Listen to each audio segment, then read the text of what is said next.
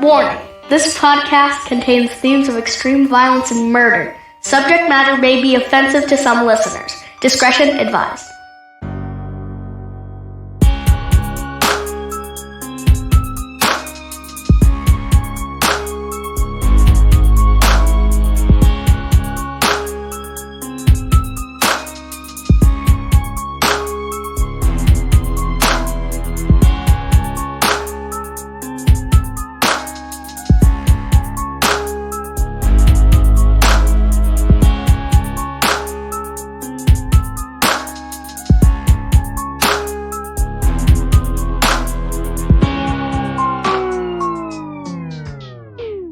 Welcome to another episode of Evil Transgression, your homicide headquarters here in podcasting.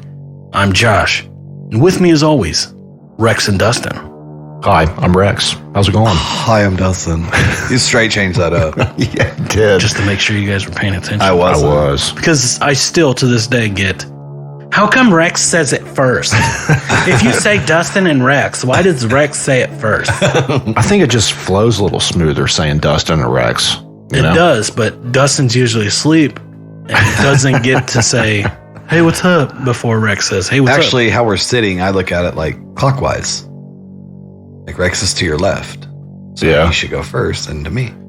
So then I guess we need to start saying Rex and Dustin. But I feel like that would just mess up the whole mojo of the It show. changes everything. It You does. think so? Yeah. So just know that Rex answers first.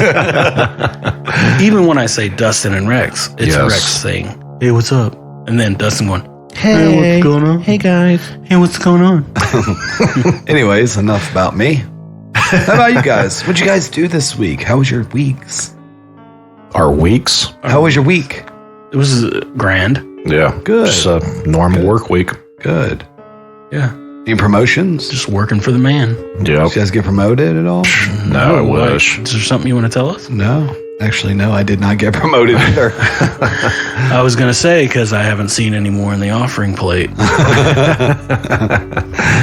Actually, I'm going to be like Jeffrey. Give me your monies. Yeah. Give me your monies. Monies. You going to be upset. We all know your wife doesn't let you have any money. Oh, man, that's rough. She gives you like $10 a week. Really? Spend it wisely, Joshua. Is that the lie she's telling, that she actually gives me money? Oh, I don't man. even get any allowance. That sucks. No money, ever. That's tough. Ever. Ever. See, I run things in this household. Yeah, whatever. I can't wait for Stacey. I can't wait for her to hear this. Guess whose ass is grounded next week? Rex will not be on next week's episode with us. He's not allowed. We're going a little bit back in time again today. Are there cars? He didn't even tell you how far back yet. Yeah, but there are. It's 1913. Oh. It's early 1900s. Were there mopeds?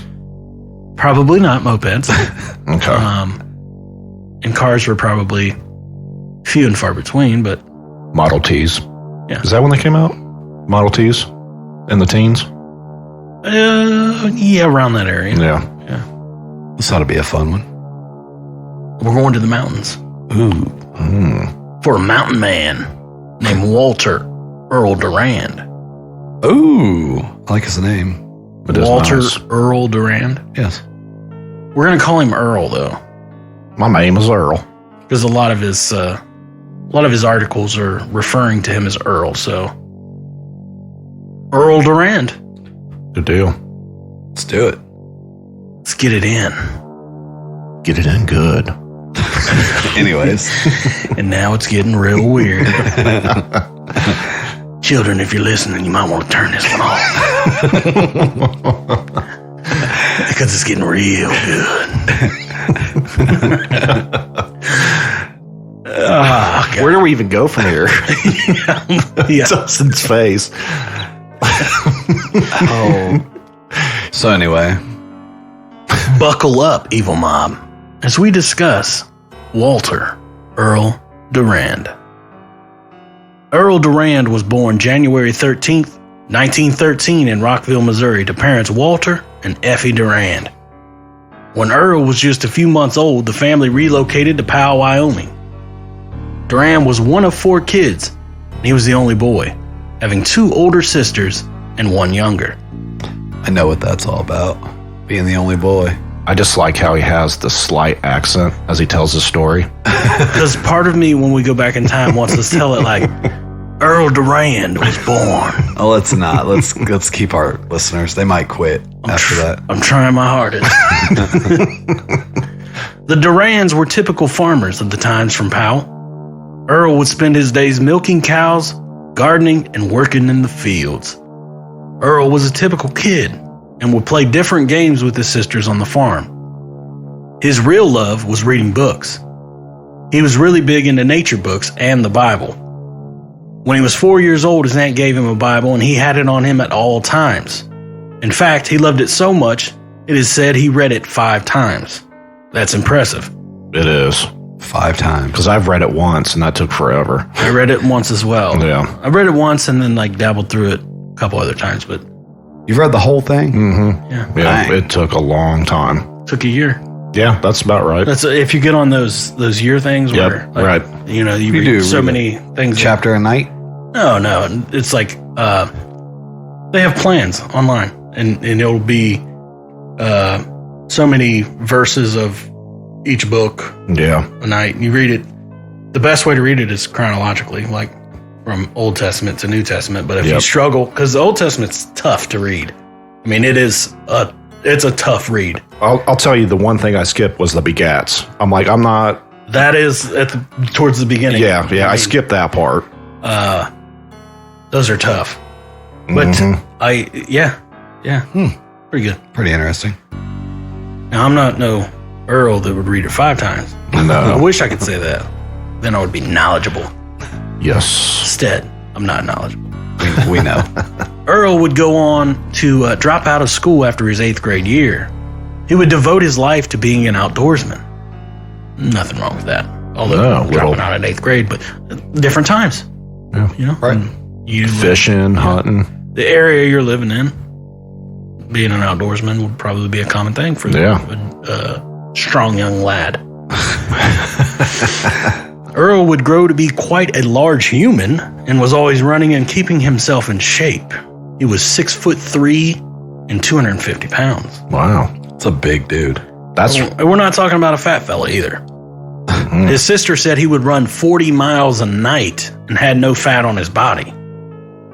So that is a large 6'3", 250 pounds. yeah. I'll tell you what, 250 pounds looks a lot better on 6'3" than it does 5'10". Well, since I've been bulking up, I'm 6'4". I'm sitting about 250 right now. Are you really? Mm-hmm. It's all muscle.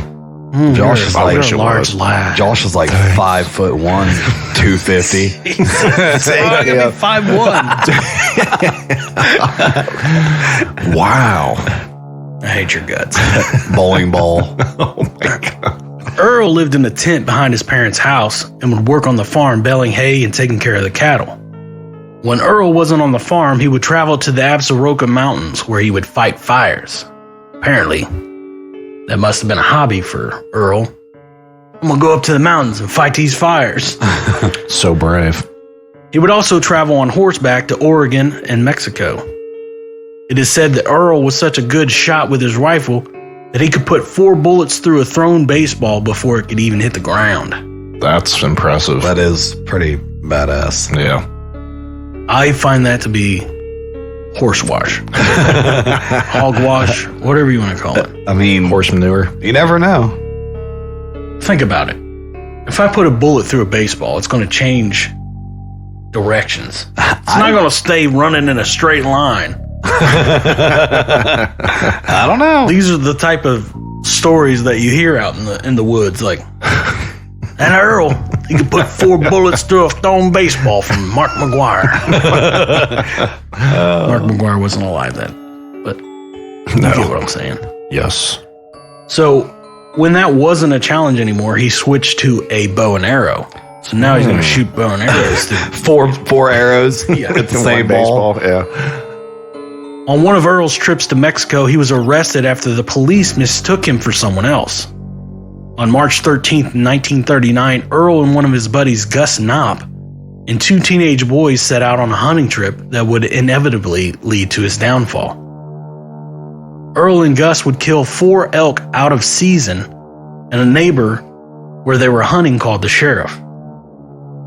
I mean, 4 elk is no small feat. No. Right, but it's also said that he was like one of those anti-government people, you know, like he said, I don't need a license to hunt. Like, Yeah. I don't need it. I mean, he probably shot all 4 of them with one bullet. On their way out of the woods, there were 2 police officers waiting on them. At that time, Earl jumped from the passenger seat of the car and disappeared into the dark, so he bailed. Gus and the 2 teenage boys were taken to the police station and questioned. The next morning, March 14th, rancher Johnny Yeats would discover 2 of his cows dead, both being shot and one missing a huge chunk of meat. I mean, that's the freshest way to get your steaks. Kill it dead and take it right then. Yeah. I'm just going to take me a chunk of this here Slice it cow. off. Take me some ribeye. After alerting the police, they knew exactly who it was, and they ramped up their search for Earl. After a few days on the run, Earl was arrested without incident and brought before a judge with Gus and the teenage boys. Gus was sentenced to 2 months in jail and ordered to pay a $100 fine. The teenage boys were paroled. Earl was sentenced to 6 months in jail and ordered to pay a $100 fine as well. And that, folks, is the story of Walter Earl Durand, the cow killer. All right, well, that was a great episode, guys. Amazing. Later that evening, after the 2 were sentenced, Under Sheriff Noah Riley was tasked with taking Earl his dinner. At around 5:30 while doing so, Earl opened the door to his cell and hit Riley over the head with a glass milk bottle. Now, why they gave inmates glass bottles is beyond me, but it's 1939. Yeah. Right. After taking Riley hostage, Earl ordered him to drive him to his parents' house in Powell. By the time Earl made it to his parents' house, word of his escape had already reached Powell. Deputy Sheriff D.M. Baker and the town marshal Chuck Lewis showed up at the farm to take Earl into custody, during which Sheriff Baker was shot and died instantly. Marshal Chuck Lewis was also shot. After all the gunfire ended, Earl had escaped once again. Marshal Chuck Lewis was taken to the hospital by Earl's parents, where he would pass away later that night. How insane is that? That Earl's parents are the one that drives this wounded marshal to the hospital. Yeah. Their son's the one that shot him. Right. By 3:30 a.m., there was a group of around 100 police officers on the hunt for Earl, with orders to shoot and to kill if they spotted him. After 4 days of searching day and night with helicopters and bloodhounds, the search came up empty. On March 21st, Earl broke into the home and stole a rifle, and leaving a letter for the sheriffs when he left. The letter said, quote, "Of course I know that I'm done for, and when you kill me, I suggest you have my head mounted and hang it up on the courthouse for the sake of law and order. Your beloved enemy, Earl Durand." Wow. Kind of badass. Just, Hang my head. I want you to mount my head up and hang it in the courthouse. But then you sign it, your beloved enemy. He's taunting them. Dang. But I mean, that's a pretty large search party for the time. I mean, we're talking 1939. 100 police officers with bloodhounds and helicopters. I mean, that's a big deal. Yeah. They took what I got was they took like different police officers from different places too. Like the actual sheriff of Powell was actually in California at the time on a trip or whatever, and he came back and took over. Like they didn't have anybody to actually take over because the undersheriff, was Knocked upside the head. So Yeah, but I mean, I just wanted to point out that's a large search party. It is. For one man. Yep.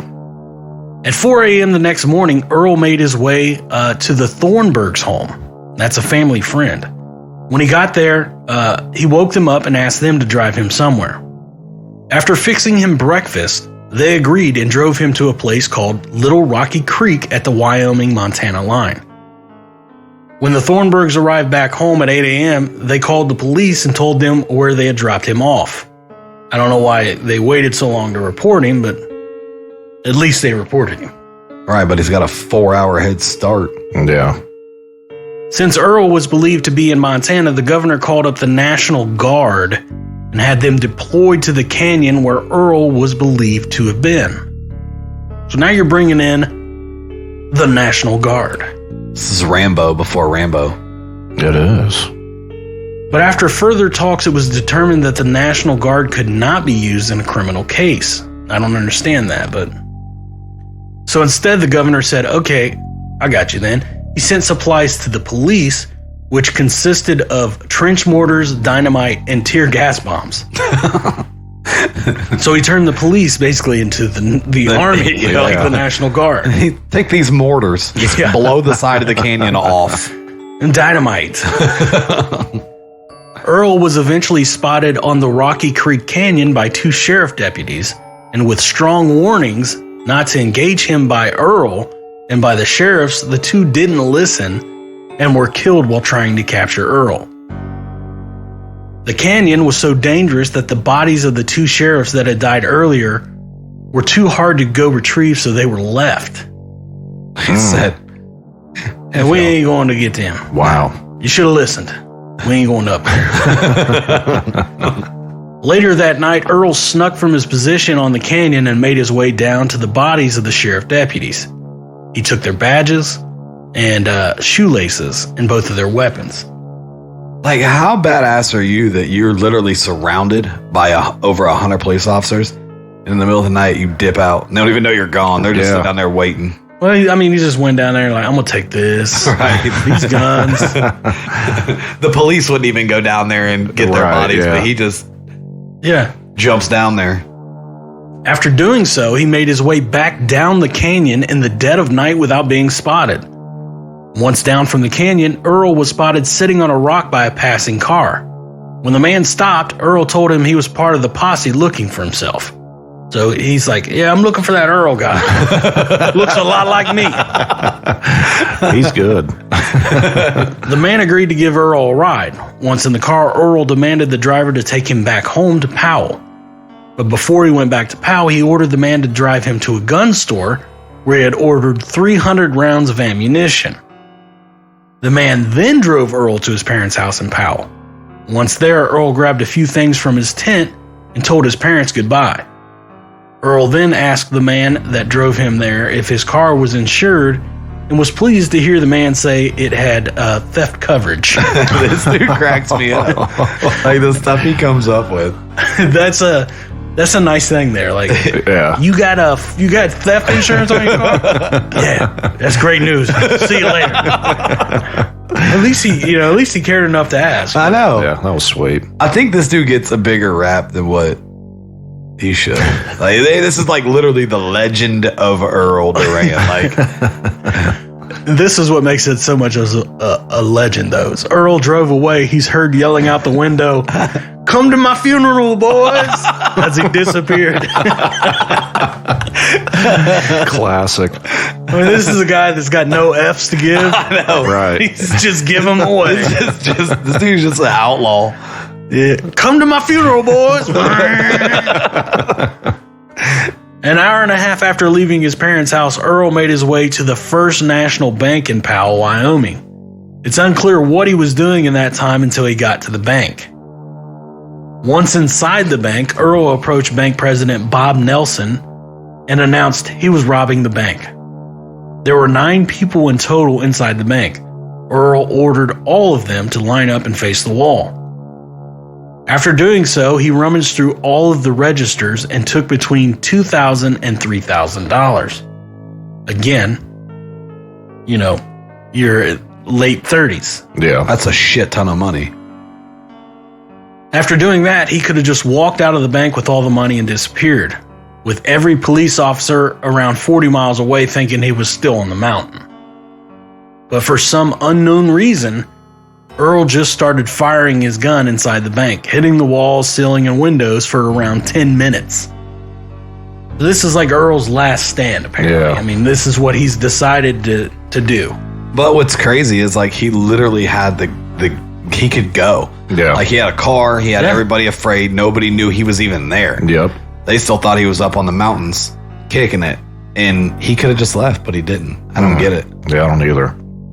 After hearing all the gunfire, armed citizens from the town ran toward the bank and took cover, believing it was a group of gangsters robbing the bank, having no idea it was, in fact, the man named Earl. Earl then gathered 4 men from the bank and tied them together and used them as a human shield while trying to escape. He walked out the front doors of the bank behind the men. What I don't understand is now that you've gotten everybody's attention, you're now going to try to escape? Right. I could have walked out of here earlier. When nobody knew anything. But I'd like to bring all these people down here with their guns and then tie these people together and walk out behind them. That does not make sense. Across the street from the bank was a Texaco gas station, and inside was a 17-year-old high school student named Tip Cox. After walking out of the front doors, the armed citizens started shooting, and in the chaos, bank teller Johnny Gothrop was shot and killed. After Johnny was shot, Earl aimed his gun at the 17-year-old in the gas station, Mr. Tipton Cox. Not knowing that minutes earlier, the owner had given the boy a gun for his own protection. The teen fired 1 round, hitting Earl and wounding him. Earl retreated back into the bank, where he would take his own life by shooting himself. What a way to go, being taken out by a high school student. Right. You're like an outdoorsman. You got the cops on the mountain, 100 of them, and got away from them. You can't get away from old Tipton. Yep. Oh, Tip Cox. Yeah. After Earl took his own life, the townspeople flooded the streets, still not knowing that it was Earl. Earl's body was taken to the Easton's funeral home. There was such a demand to see his body that after it was prepared, they put his body on a couch in the foyer of the funeral home. Sounds kind of demented, but a little bit. That reminds me of, I read an article the other day of how the room in your home became known as the living room. Have you guys know this? It's because where you live. No. The reason is that room was designated the death room back in the day, where when a member of the family died, they would basically have the showing of the body in that room of the house. Oh, okay. And it became known as the death room. Well, over the years, people didn't like to associate that room with death, and they wanted it to be more of an optimistic name, so they started calling it the living room. Really? Interesting. So that is a tidbit of information that now it's you nice. know. So people came by hour after hour to see Earl, and some people even flew from other places to get a look. So he truly was a legend. Later that evening, there was a private funeral held for Earl. Then his body was taken to the Crown Hill Cemetery, where just his body was buried. No casket, just the body. Just thrown him in the dirt. Wow. How do you do that? Is that legal? I'm pretty sure it's not legal to do now. Yeah, probably not now. Just take his body and dump it in that hole. Yeah. Spill it back in. We ain't even gonna waste the wood. I bet that mother effer ain't even there.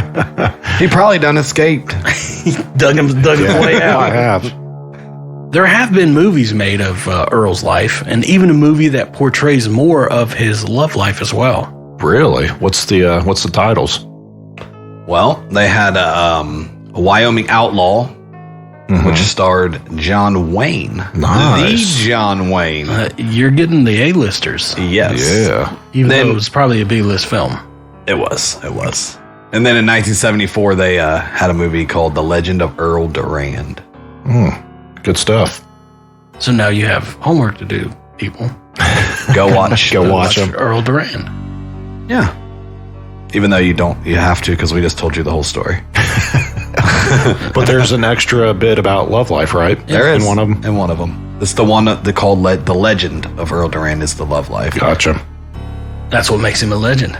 Yeah. His love life. That's right. I told you, this is like the medieval Rambo. Medieval. It's 1938. Wow, man. 39. You're Medieval horrible with times. This is the outlaw Rambo. That, folks, is the story of Earl Durand, the Mountain Man. I liked it. That rhymes. Earl Durand, the Mountain Man. Let's make a movie titled that. Yeah. He is, without a doubt, a legend. He's a horrible person. But is he really a horrible person? He's shot smart. 2 deputies and left him on the mountain. I would say probably is a horrible person. I mean, Then robbed a bank and tried to escape. I mean, is he the worst of the worst? Maybe, maybe not. But he did kill people, Dustin. I get it. But like I just don't understand, like, you're such a badass. Like, Yeah. you're freaking doing all this and you get taken out by a 17-year-old kid. It was probably the last person they expected to shoot him. oh, I'm sure. When Right. I just don't understand. Like, literally, if this dude would have just gotten that car and left, this could have been like freaking DB Cooper. The legend of him. Yeah. Yeah. But I think he had it set to where he was going to go out at this bank. Otherwise, why would he stand there and shoot his gun until people showed up? Yeah. Right. And I think it was planned for him to this be his final stand. Like, maybe he just got tired of running, or Could have been. I mean, he was on the mountains for 11 days. So, yeah. But I mean, when you tell people, like, as you're pulling out of the driveway, like, come to my funeral, boys. Yeah, he was ready. He's ready to take his exit. His stage left. you're right. Oh, he's an interesting character. I can tell you that. Yep. Earl Durand. You guys trying to go to Wyoming? Let's go. Find out what this is all about? Wait, isn't that where they shot Brokeback Mountain? I don't know. You tell us. I've never seen it. Never seen it either. I heard stories that Liar. you don't want to watch this movie because it's men loving men. I was like, I ain't watching that one. I can tell you that the movie about Earl is nothing like Brokeback Mountain. Really? About his love life. Well, I thought you said you don't know what Brokeback Mountain's all about. I don't. Busted. Lie. Oh, goodness. If we go to Wyoming, do we have to stay in the same tent? I'm not staying in a tent. I mean, if it's cold, we got to keep warm. I'm pretty sure they have hotels now. Probably. But we want the full effect. Yeah, we want the mountains. They got Airbnbs. They got all kinds of stuff. They don't need to stay in a tent. But Earl lived in a tent in his mom and dad's backyard. Oh, what do you got for us, Rex? Well, if you haven't done so yet, go to our Facebook page, give us a like.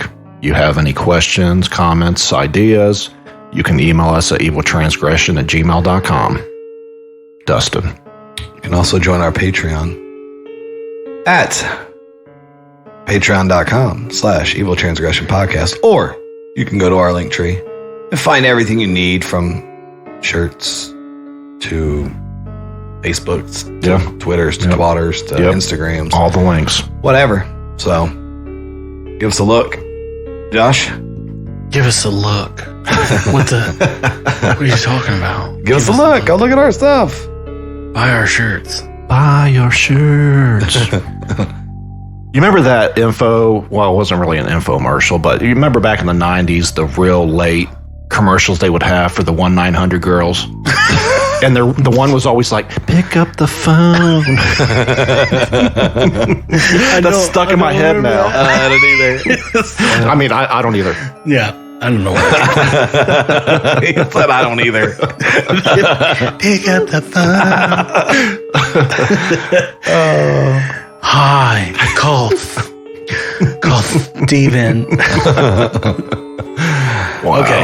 Okay. All right. Yes. Wow. Earl. Back to Earl. Back to Back to Earl. Earl. I thought we were done with Earl. Yeah, we're done. Yeah. Okay. Thanks for joining us yet again on another weird Very weird. outro of Transgression. We have no more questions this week because some of you didn't send us questions. So Yeah, send us some for sure. go ahead and send us some of those. And check out our Facebook page. I'm going to post Josh's phone number so everybody can call him. So if you guys want to talk to him, send him a text. Yep. Let him know what's up. No, What? I don't want to do that. Yeah, you do. I go to bed early. Me too. Like, Because you're like Paul.